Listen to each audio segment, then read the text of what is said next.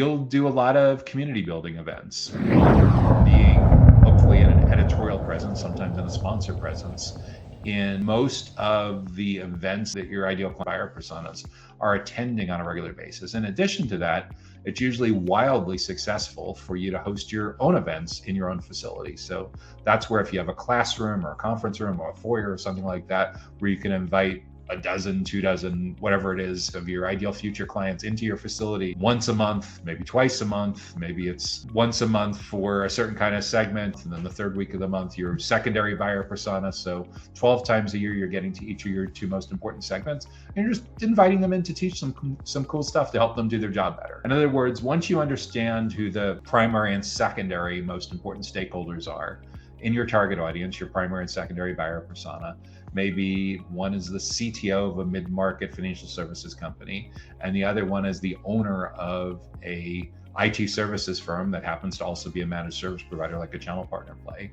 And you understand their goals and challenges. Maybe there's 5 or 10 goals or challenges that keep coming up over and over again when you do this research. Take those 5 or 10 goals and challenges, and those are 5 or 10 separate events that you should host over the next 5 or 10 months.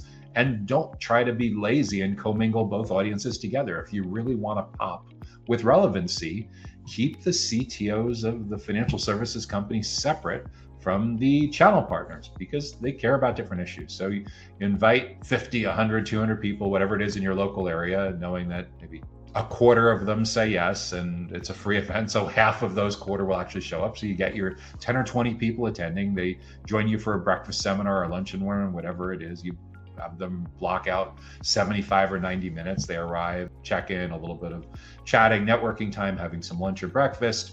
Your subject matter expert, either your internal subject matter expert or external subject matter expert, presents the main focus of the program for 30 or 45 minutes. The content should be just as good as if they flew to the other side of the country or the other side of the world to attend that session at a major conference. So they talk for 30 or 40 minutes, they answer questions for 10 or 20 minutes, and then you say, come on, let's go take a tour. And you take people around a tour and your facility, and hopefully you made a good first impression with those folks, that they learned from your subject matter expert, they enjoyed visiting your facility, they learned some unique insights that can help them do their job better to better achieve their goals, their team's goals, their company's goals, addressing some of the biggest challenges that they're facing when it comes to digital infrastructure and telecommunications.